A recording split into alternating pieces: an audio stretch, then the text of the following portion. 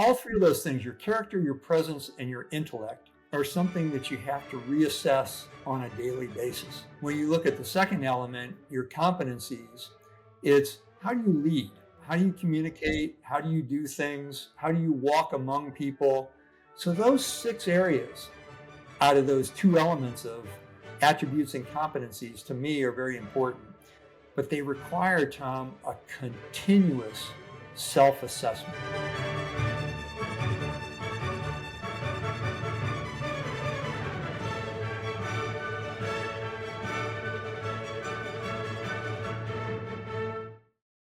Welcome to the Science of Leadership, the podcast dedicated to helping you become a better leader. Here, you'll gain valuable knowledge, hear inspiring stories, and learn the scientific principles that promote exceptional leadership.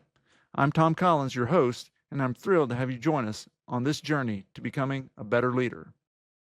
I'm delighted today to be joined by Lieutenant General Mark Hertling. General Hertling is a graduate of the United States Military Academy at West Point. He was the commanding general of the United States Army Europe. He fought in 3 wars, was awarded multiple medals, and those included 4 Bronze Stars and a Purple Heart. After retiring from the Army, he moved into the healthcare space, and he completed a doctorate in business administration.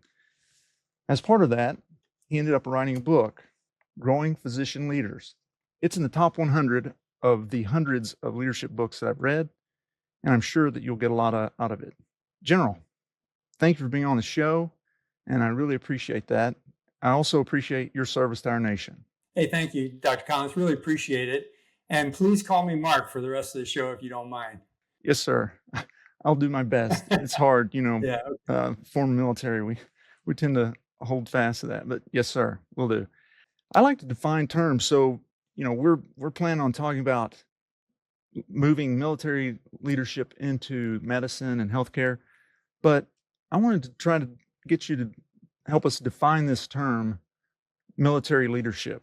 Well, first, what I'd say is the Army that I'm familiar with has a manual, a leadership field manual called 6-22. It's actually an Army reference pamphlet, but it defines leadership in the very first chapter. And it says that it's the process of influencing people to accomplish a mission and improve an organization by providing purpose, direction, and motivation. Now you could say, okay, well, that's an Army definition. It's very succinct. It's one sentence. But when you really break that down a little bit, Tom, it describes all leadership. There is no such thing as military leadership. There is leadership, and then there is not leadership, I guess. Sure. I would say. So when you're talking about defining what leadership is, what I'd suggest is through both experience and my research. Mm-hmm. And I did a lot of research for my doctorate specifically on healthcare leadership. Leadership consists of 4 things. If you are a leader, you have certain characteristics or attributes. Mm-hmm. You have, number 2, certain competencies, things that you can do. And that spans the spectrum from communicating to building teams to running an organization like a hospital. Number 3, it's influence techniques. How do you influence others to do what needs to be done for the organization or for you? And we can talk all about the different theories of leadership, but truthfully, it's really about influencing others to do something. And that's stated in the Army definition. And by the way, I'll get to this in a second, but the 4th thing is context. How do you lead in a specific environment, in a specific organization, with the culture of the organization, with the rules that have been put on you, with the expectations of you as a leader? So those 4 areas of attributes, competencies, influence methods, and context are things I always look for when I talk about what leaders do and how they do it. Wow, that's excellent. So much there to dive into. The first thing I would say is I agree with you 100%. That definition, that Army definition in Field Manual 6-22, another great book that I recommend to any of our listeners. I read it multiple times. It's superb. But it has no reference to the United States military. It is simply, agnostic with regard to that. And I think that it is, as you say, very succinct, typical of military language, but it delivers such a punch and is really great. So I agree. And that reality of leadership is, I think, really important when we start thinking about leading in any sort of manner, that it's not Yeah. necessarily Army or healthcare per se, but it is, as you were saying, these attributes and influence techniques and the context and so forth. Well, if I could, Tom, I have problems with two words in that Army definition. And I made this known to my Army hierarchy when I was part of the Training and Doctrine Command. And those two words are, well, let me state the definition again. It's the process of influencing people to accomplish a mission and improve an organization by providing purpose, direction, and motivation. The two words that I have problems with, and as you can tell, I've memorized Yes, that sir. definition. The two words that I have problems with are process of influencing people, and the last one is providing motivation. Mm, Leaders don't provide motivations. Motivation is internal to the lead. It is how sir. you feel about doing or not doing something. The only thing leaders can provide is influence of your motivation, helping you to understand what your motivations are and how they might change in order to contribute to the greater glory of the team. The process word really, I think, is kind of inclusive in this definition because it's not really a process of influencing people. It is the elements that contribute to influence people. And that gets down to who the leader is and what the leader does and how they do it. So I don't consider that, trying to make precise words Sure. addressing the situation. I don't see those as processes. I see those as internal elements to the leader, him or herself. The motivation thing, if I remember correctly, well, you were a swimmer. Am I remembering that right? I was, yeah. Yes. Hmm. So you were a swimmer, and if you could think back to your time of being a swimmer, did your coach motivate you? Well, we didn't talk about this, but I'm glad you used the swimmer analogy because I can put it very succinctly. There were days, of the thousands of swim practices that I went to where we were chasing walls back and forth and doing it at different Sure. times and different sets of swim technique. You come into a practice with your own internal motivation. Hey, I'm really going to use these next 2 hours to do something that will build my strength, that will build my skills as a swimmer, that will help me beat the competitors. So those are internal motivations. The coach can only influence you depending on how you feel coming into the practice. If you're always upbeat, and ready to go, and you have your game plan all charged up, the coach says, okay, get in the water and let's go. If you come in and you've had a bad night's sleep or a long night of study or you're just not feeling well, your motivation is down. So your coach has to change the way that he or she influences you to ensure you get the motivation. Hey, Mark, I know you're feeling bad because you just got a letter from your girlfriend that wasn't too great, Sure. but let's put that aside and let's remember what our goals are. Our goals are to win the NCAA championship, and our goals are only met if you give every day everything you've got in these practices and focus on a specific area of your swimming skill set. See, that's how you influence. But you can't change the motivation, or you don't establish the motivation. You can, adjust to it and adapt to it if you're trying to influence someone else. And every piece of research study, Tom, about leadership really focuses on influence techniques as opposed to external motivation. Because if you talk to psychiatrists and psychologists, they'll tell you there is no such thing as external motivation. That's all internal to the human. Sure. And I hate to get bogged down in this, but I think this is an important subject for people to realize, because as a leader, if you're trying to influence your team to do something, you can't use a one-size-fits-all approach. Right. You really have to understand the members of your team to understand what motivates them and how do you get the best out of them in different circumstances. 100%. And really, so you're, in your framework of four things, you were talking about the context, and that what you're describing really is what Hersey and Blanchard back in the 70s wrote about initially, was situational leadership or contingency leadership, wherein we're considering not only the person and where they are in their capabilities, their understanding, their motivation, and other things, but also the environment in which they are operating and what is required of them in that. And so I think that understanding that is extraordinarily important with regard to being able to influence people in a positive way toward that common goal. I talk to doctors a lot about this. In fact, the course that we designed that has been so useful has one of the 5-hour seminars is all about leading up. How do you get your boss to do what you want them to do? Right. And in many cases, physicians or healthcare providers are leading up to CEOs who are civilians and who are not part of the profession of medicine. So what a physician has to do, they can pound the table all they want and say, hey, don't you understand what I'm trying to get you to do? I want you to buy this robotic machine, or I want you to have different types of approaches to giving us the surgical suite to use. But they're approaching it from their perspective. And what you really have to do in order to flip the table and lead up is to understand what the other person is trying to accomplish and shape your message to what they're trying to do. So it's really, in some cases, understanding what your boss is trying to get done before you can help them understand what you have to get done. Right.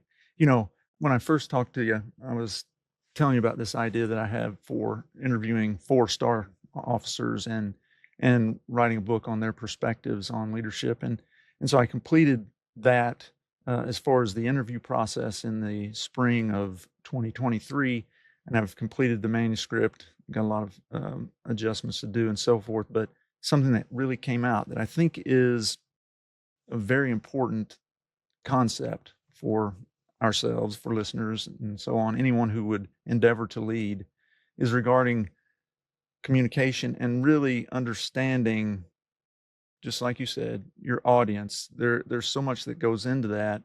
And Admiral Snuffy Smith, who passed away just last year, but he was one of the folks that I interviewed. And one thing that he said, it's almost verbatim the title of a chapter in my book, was, it's not what you say, it's what they hear.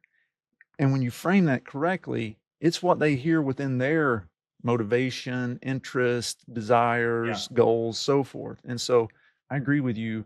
It is imperative, if we're going to be influential to those, that we're leading, but those who are above us, CEOs and those types of people, it's understanding the kind of what's in it for them. What are they interested in accomplishing? Yeah, no, that is exactly right. And for your listeners who think that Snuffy Smith is a made up name, I got to tell you, he is one of the greatest leaders that the Navy ever had. But he brings a very good point, because as I was talking about those 4 elements of attributes and competencies, influence and context, in the competency category, I would place a leader's, one of the most important competencies is communication. And everybody thinks that's all about what you say, but it's not. And in fact, research has shown that it's a small percentage of what you say, a large percentage of what they hear, as well as your body language, tone of voice, facial expressions, techniques of communicating. All of those things play a part. And a great leader realizes that they have to master those things in order to be successful. Absolutely. When I interviewed General Les Lyles, I asked all the 4-stars the same first question: what are the 3 most important leadership lessons you learned across your career? And General Lyles said, communicate, communicate, communicate. those are his three. And then, of course, he expounded on, but and numbers of others include communication. So I agree completely with you in that's vitally important. Just curious, and I'm sure that others listening would wonder this too. How does the commander of United States Army Europe move into the healthcare space? What sort of led to that? Well, it's a long story. I'll try and make it short. But right before I was retiring, I happened to link up. I was in the Netherlands. It was Memorial Day, and I was going up to give a speech at one of the American cemeteries in the Netherlands, or actually it was in Luxembourg. I called the ambassador and said I was coming up there to give a speech. We had become friends, and I said I'll just be in your area. And he goes, "Oh, that's great, Mark." He says, "Why don't you come? I'm having a dinner on Memorial Day night." He says, "Why don't you come over and join some of my friends?" We went up. I met his friends at the cemetery before I gave the speech. I didn't know about any of this. This was all very serendipitous. But the friends of his who had come to spend some time with him they were a CEO and a COO of the hospital, and here in Orlando, Florida, where I live now. And they had thought of this new initiative that they wanted to begin. They took the details of this initiative to a colleague that worked over at Disney. At the end of briefing this colleague, the senior vice president of Disney, they said to him, what kind of guy should we hire? What kind of person should we hire to do this? And the Disney senior vice president said, hire a retired general. Now, this was a healthcare organization that was faith-based, didn't have a whole lot of connections to the military. So they were kind of shocked by that. Well, the senior vice president then gave them a bunch of reasons why they should hire this retired general. And so when I gave this speech, the CEO was sitting next to the ambassador and said, he leaned over to him and said, "This is exactly the kind of person that Disney said we should hire." And the ambassador, who knew I was getting ready to retire, he says, "Well, why don't you talk to him? He's retiring in a couple of months." So they came up to me and they afterwards at dinner and they said, "Hey, tell us your story." So I kind of told them what I was doing and how I was about to retire in 2 months or 3 months, I guess. And he said, "Well, would you be interested in coming to work or maybe coming down and seeing what we're doing at this hospital and maybe coming to work for us?" And it shook me. I mean, these are how these kind of things happen. And I said, you know, I'm a tanker. I'm not a doctor, right? Right. And he says, "Oh, yeah, we know we have this initiative." And he explained what the initiative was. And he says, "We think you'd be good in doing it." Truthfully, Tom, I thought he was crazy. Now, I have a little bit of background in health because I have a master's in physiology, but nothing like a doctor. And so I went to this hospital after I retired, took a look around, saw that their values and their people kind of reflected what I had been used to in the military, and went to work for them. Working on this initiative that was very different than the leadership piece. I had been there about 4 or 5 months, and my office was right next to the chief medical officer, a guy named Dr. Dave Moorhead. And he used to come in my office all the time and tell me about some problems he was having with doctors or nurses and how things just weren't happening the way he wanted it to. And he would always end with, "How would you deal with this in the Army?" So I'd give him some solutions and he'd go out of the office and sometimes would apply them. Well, one day he was in there and he says, "We've been trying to get a leadership program for our physicians, and we've tried all different kinds of methods and they haven't bought into anything we've been trying to do." He said, "Do you think you could put something together and, maybe teach a class as an additional duty?" So I did. I put the model together for an 8-month model, came back to him. Both he and the CEO loved it. So we tried it within a couple months. And what we saw by just introducing the basics of leadership, not medical leadership, not having anything to do with, how you operate or how you treat patients or anything like that, but just how you lead teams and organizations and people. It seemed to indicate we were having some success in transforming the culture and one of the objectives of the course was bringing physicians into decision making, giving them a seat at the table in this healthcare organization. We did some research a couple of years later and we saw that what we were teaching and how we were teaching it and how we were mixing in the course doctors, nurses, and administrators, because we wanted to build a team effort, was having an effect on transforming the culture of the organization. And we have done a whole bunch of additional research on it since then. And what we found is not only does a course that has specific objectives improve physician and healthcare leaders' ability, but it also gives them a greater affiliation with the hospital. It reduces burnout and several other things. So, and it creates stronger teams. So that's how it all started back in 2014. And what I found was as I got older, I was more passionate about the leadership elements. The hospital asked me to write the book that you just showed, and I never thought that my first book after retiring as a three-star would be about doctors, but it was, and it did pretty well on the market in the healthcare genre, and here we are. That's the long story, and I'm sorry for boring your listeners with that. No, I mean, if they found it as interesting as I did, then I'm sure they weren't bored at all. There are a number of things that you brought up that I'd like to touch on.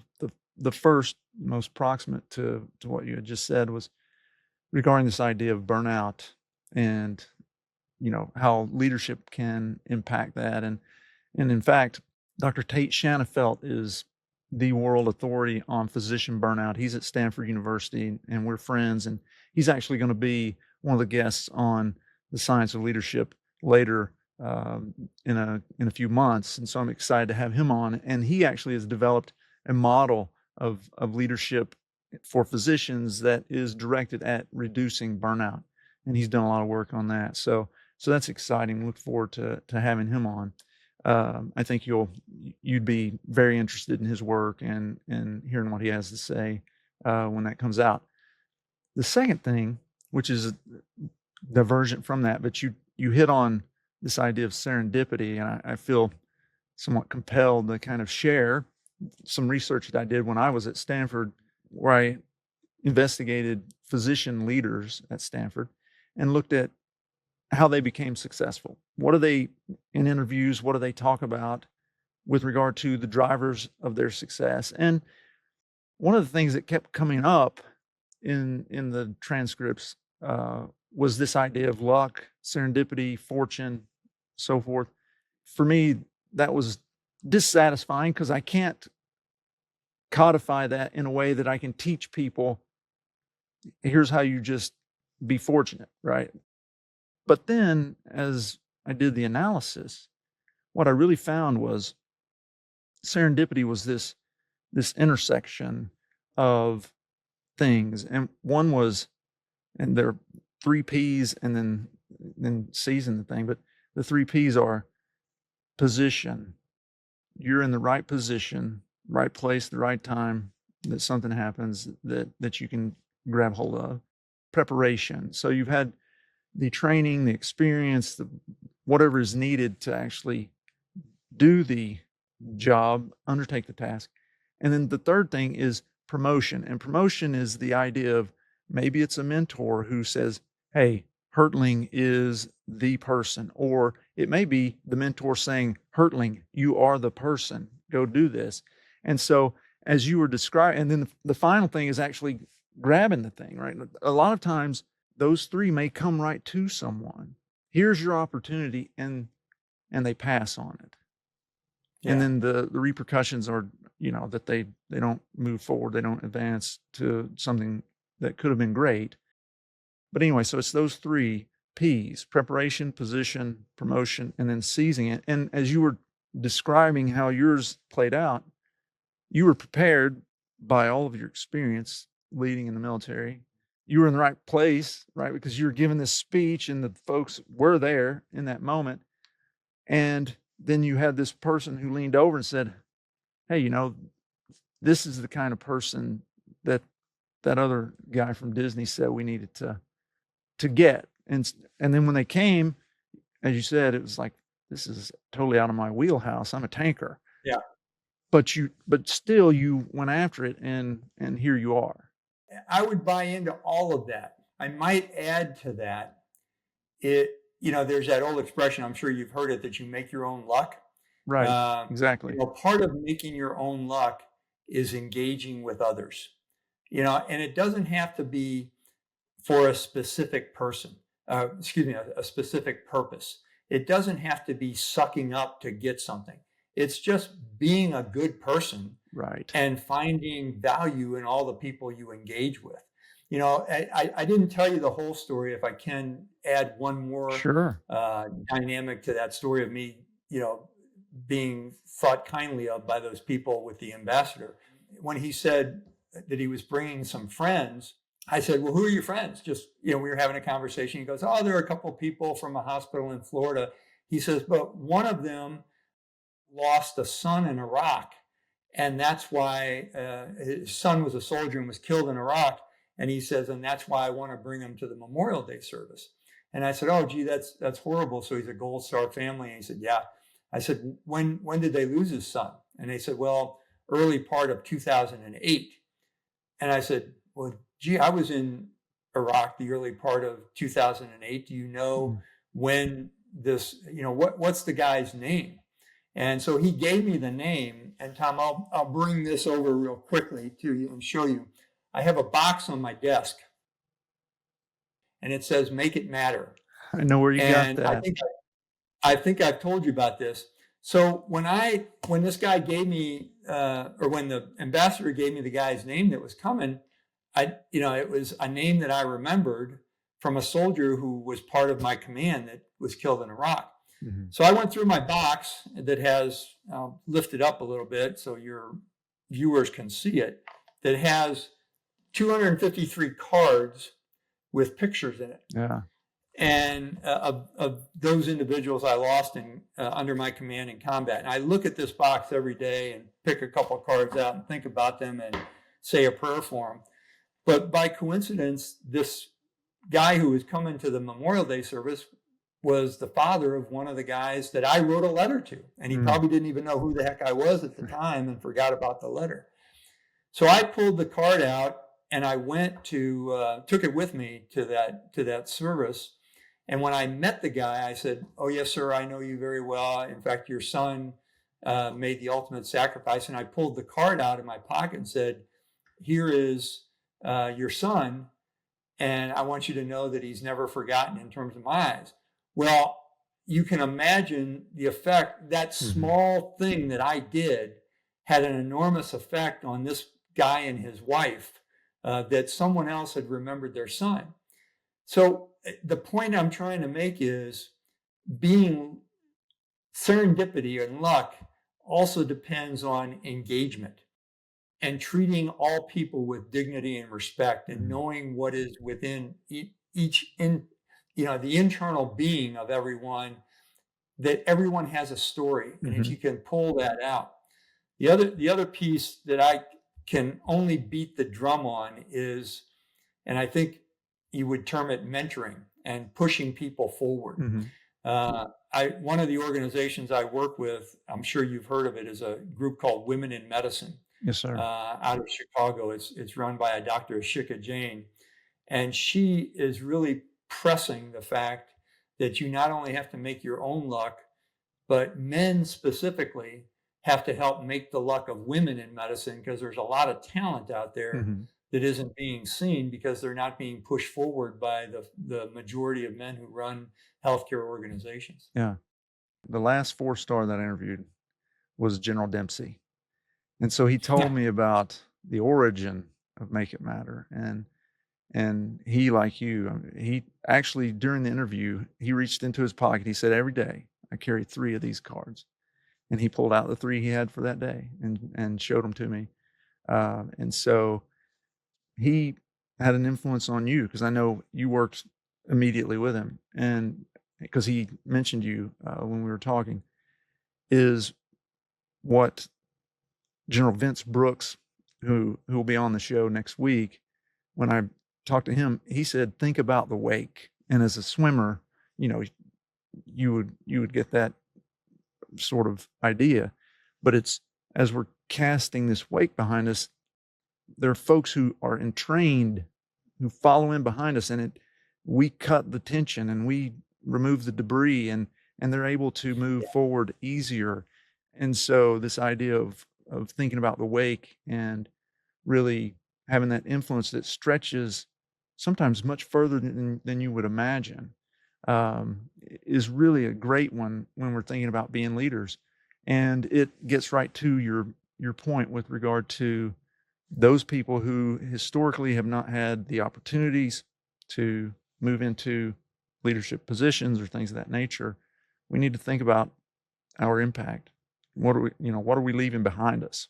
I tell you, Tom, if you've talked to Marty Dempsey and Vince Brooks, those are, I'm sure, two of the best that you've talked to, because both of them are my personal heroes. They're part of that pantheon of great people that I've had a chance to work for and with over my career.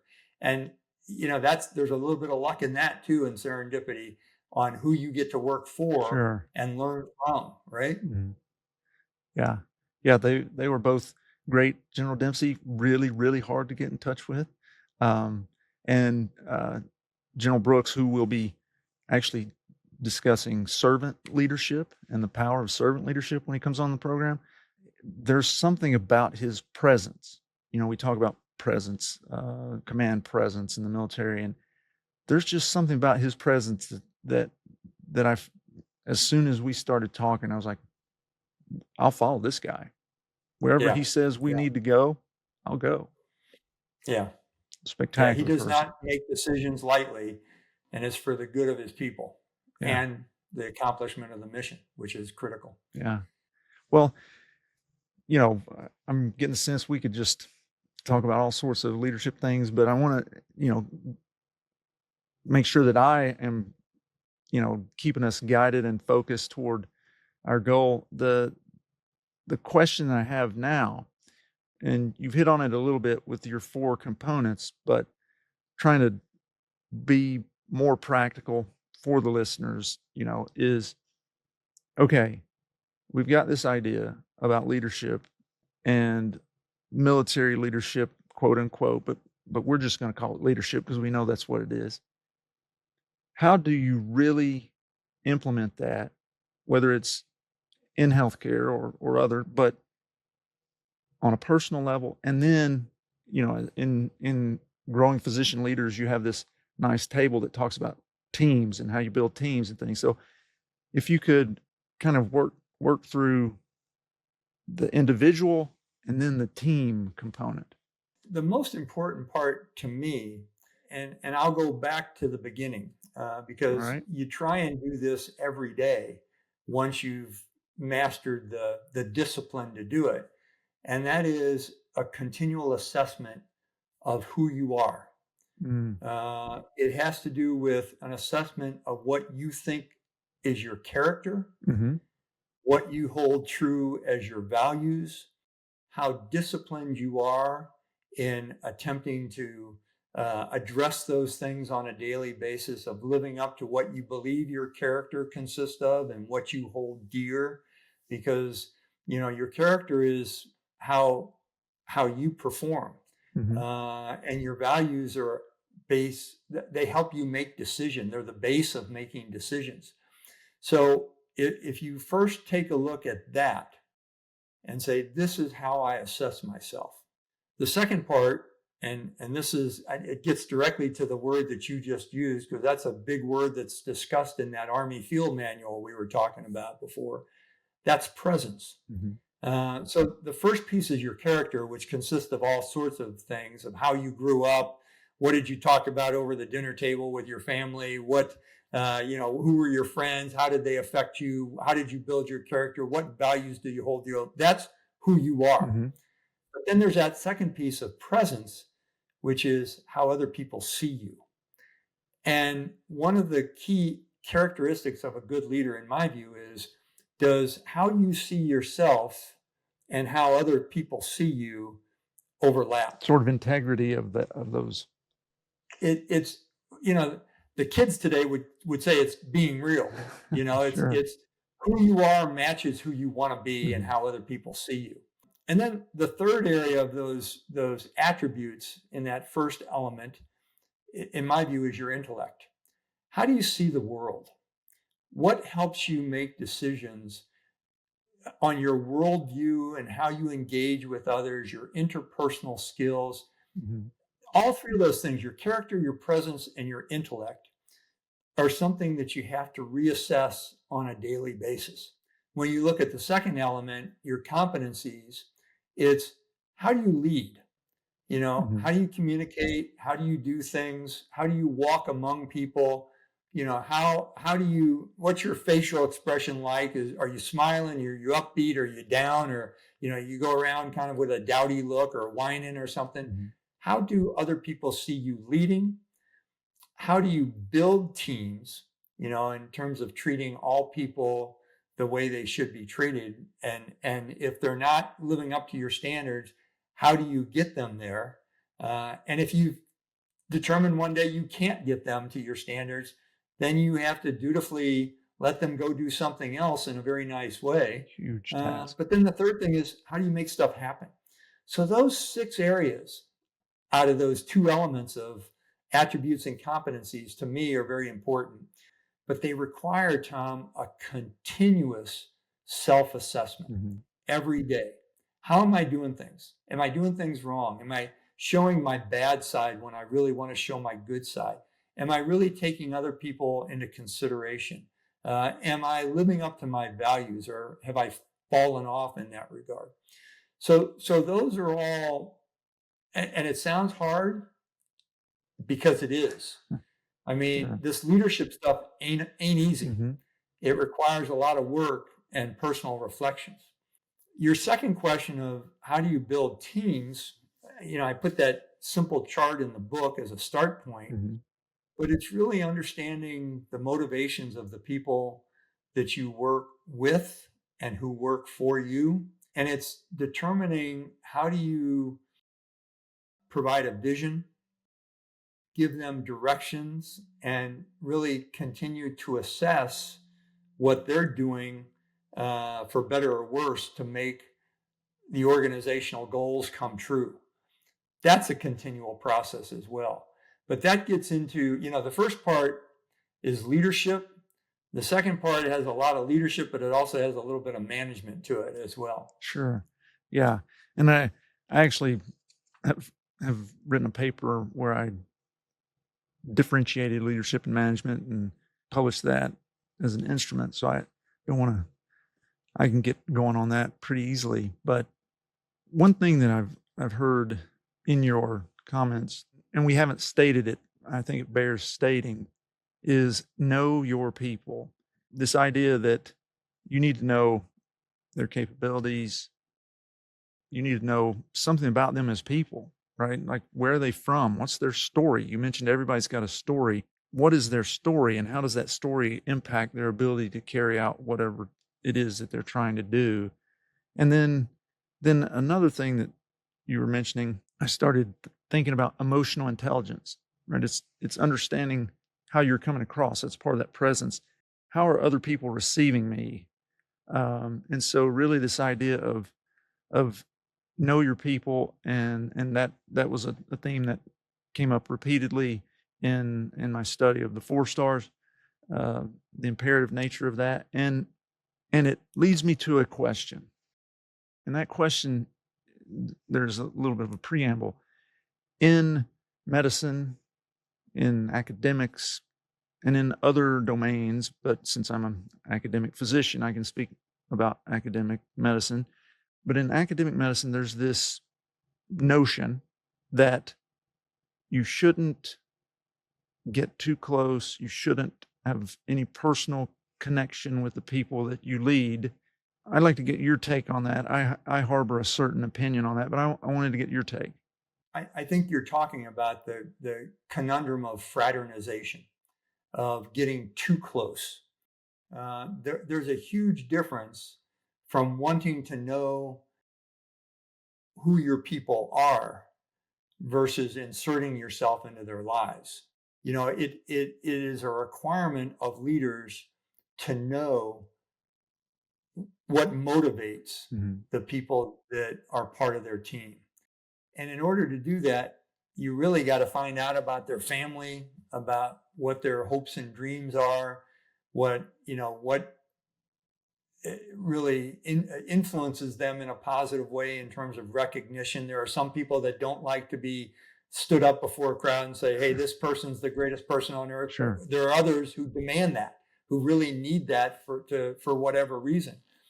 But that's very different than inserting yourself and getting too close into their lives and having, a charismatic advantage over them. And the elephant in the room is, how do you stay away from starting personal relationships that are different than professional relationships? And what's interesting, and I'm sure you've seen this, Tom, there will be some who will mistake your caring for them and their welfare for being more of a personal caring, and that's Sure. when it gets dangerous. So I got to tell you, that's a fine, and maybe I'm talking in tongues right now, but that's a fine line that every single leader has to address, and you can't allow members of your team to overstep bounds. And by the way, you can't do it either. I was listening last night on the news. It was focused obviously on Vice President Harris and some of the other people that were part of her circle, talking about how President Biden found out about an illness or a death in the family. And here's the president of the United States calling that person up and saying, hey, I just heard your mother died and it's horrible and all this other stuff. That's the personal touch. Yeah. That's very different from saying, can I drive you? Well, I won't go into example because there's no good one, but that's the thing of true caring for the welfare of that person and to help the success of that person if they deserve it, versus trying to intersect in what they do. I did a drill. I started a drill as a lieutenant colonel when I was in command of a cavalry squadron that I read about in a magazine, a business magazine actually, that asked the question of your team, who lit your fire in your life? And what I found when I'm in an audience of 50 doctors and nurses and I say, close your eyes for a second and think about the one person that lit your fire. Okay, now open your eyes. I immediately say, open your eyes. And it hasn't failed me once, but in just that split second, everybody can think of at least one person that had a tremendous influence in their life. And when you dig deep into that, what did that person do that had such an influence? You normally find they cared about me, they held me to tough standards, they gave me tough love, but it was because they wanted to make me a better person. To me, that really goes to the essence of leadership and getting to know your people. Yeah. I agree with that. But when we think about those people who have the greatest impact on us as leaders, there is this sense that they actually see us as individuals, as people who are important to them and whatever it is that's occurring. And the people in life who have the most influence on us are the ones who care about us. My grandmother was a tiny little lady. She didn't lead anything. She didn't graduate from high school and so on. But the impact that she had on my life was enormous. And it was that caring. Now, it gets to this issue of fraternization and too close kind of relationships. And it's interesting, among the 4-stars, when I was talking with them, the number of times that love came up, the word love, which is pretty shocking, I think, to most people outside the military, in the sense that they have a certain view of what the military is that's informed by poor portrayals, I think. Bad movies. Right, exactly. And Yeah. but the number of times, I mean, your Make It Matter box, General Dempsey's Make It Matter box, is in a sense a physical representation of you're caring. We can call it love, we can call it affection, we can call it whatever we want to call it, but it's that this person is a real person who has intrinsic value that I will give dignity and respect to. I will appreciate their sacrifice and their service. And oh, by the way, on my little card, it says, they graduated from this place, or they've got a wife and 2 kids, or whatever it may be. That sort of caring, which is in my study, one of the 4 big things that came out, was caring about our people is invaluable. Yeah. I can't reinforce that as much. And I would say it does go beyond caring. It goes to love. And I know, having worked for and with General Dempsey, he loved all the soldiers under his command. Mhm. So did I. I mean, it wasn't just the box. We'd tear up. I'd tear up. I wouldn't say this about him. He used to kid me about always getting emotional at things like graduation exercises. When you see one of your team members have success, or they're getting married, or they're having their first child, that they're part of your family. I mean, they are truly part of your family. And that's, I think, a critical component of leadership, is having love for your team. And that gets them to the point where you're understanding who they are and what they do, and how each one of them, to paraphrase what you just said, has a divine spark, that they are a unique individual and they should be treated as such. Yeah. That goes so far, I think, when it comes to leading folks, influencing them. Can you share with us a time when, from a leadership standpoint, you kind of messed up, learned a lesson the hard way that might be instructive to listeners? Wow, there's so many. To be honest with you, there are so many things that, when you're talking about an entire career, Sure. that you mess up. I don't want to single out one. I could, but it just has to do with feeling just a sense of remorse at the approach or the way you handled something, and thinking to yourself, wow, I wish I could do that better, or I wish I hadn't said those words, or I wish that I had been a bigger person. Every time, in terms of reflecting on something I did wrong, it was either because of ego, defensiveness, or a lack of knowledge that I refused to admit, that caused something bad to happen. And there's a great book a guy just sent me a couple months ago to review for him, and it is. I've been kind of messaging it. It's called Generals and Admirals, Criminals and Crooks. And what he does is he takes 7 case studies of senior ranking generals. Some of them we all know. I mean, they're very famous, and talks about how their ego, or their lack of attention to detail, or their straying from their values. 7 different case studies in terms of how they really screwed up. I could write my own book on some of those screw ups, but that's what I'd say to you. Yeah. It really centers around ego, discipline, or defensiveness. Well, I think that you're in a group of greats that is able to say a lot of the leadership lessons I learned the hard way. There were numerous 4-stars who did that. I mean, when you asked me the question a minute, I had 6 things flashing in my mind. Sure. I had a situation in combat where I made a huge mistake, and unfortunately, soldiers were killed. I had an incident where I went up against my boss and really said some things I shouldn't have said, because I was pissed and I didn't control my anger and my ego, and got defensive, and it cost me. There was another, you get the drift. Yes, sir. What I'd say is, any leader who says they haven't made mistakes, and they don't have a whole lot of scar tissue, and they don't remember those mistakes, in my view, isn't much of a leader. They may be in a leadership position, but they're not much of a leader. Oh, you hit on something I think is vitally important.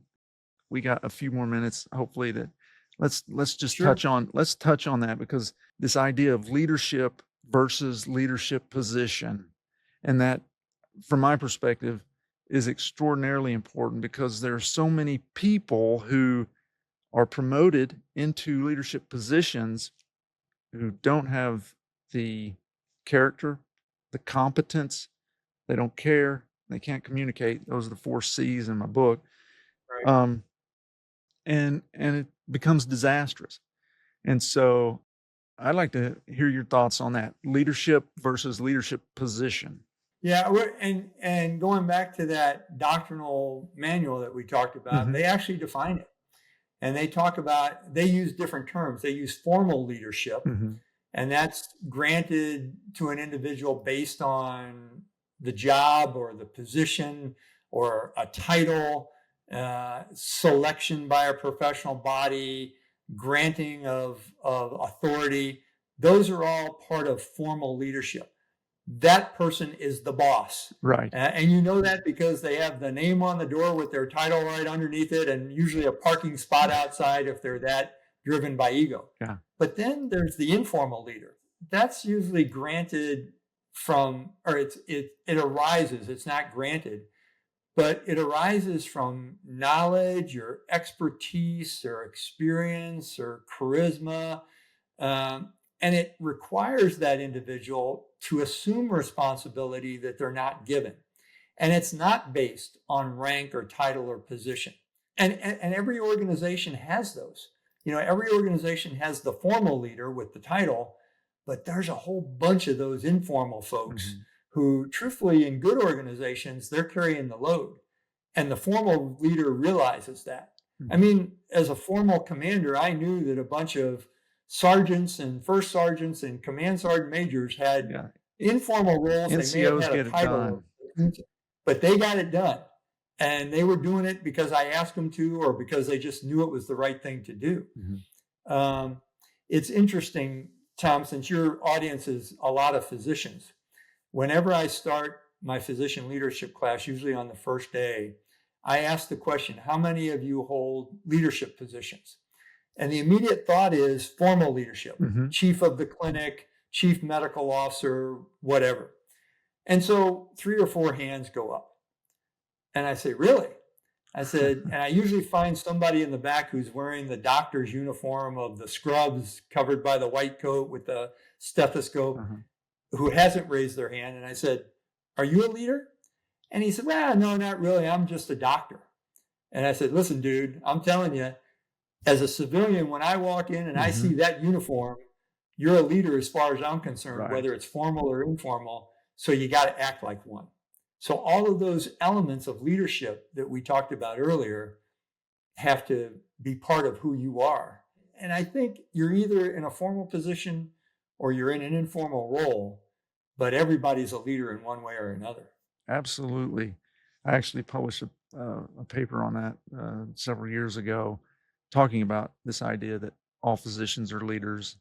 And I mean, because again, getting back to that initial definition that you share with us, it's influencing people, and people see a doctor and attribute certain things to that person and automatically then are influenced. If I tell you, hey, eat these gummy bears because X, Y, and Z, then you might actually do that because I'm a physician and you take me to Right. know what I'm talking about. So I have influence on you in that way.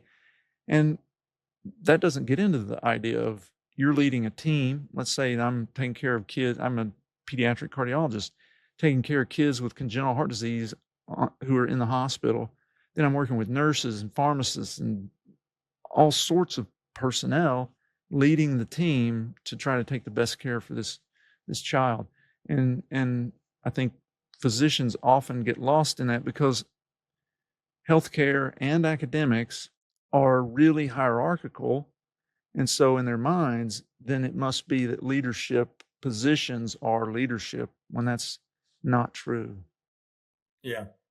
Well, that's another point that I'd like to make, if you'll allow me, and Sure. that is when I talk about in the very first class we have in every single cohort, I talk about the profession Mm. of healthcare. Mhm. And in my view, in my humble opinion, there are a bunch of professions, there are only four major ones, and that's ministry, law, medicine, and the military.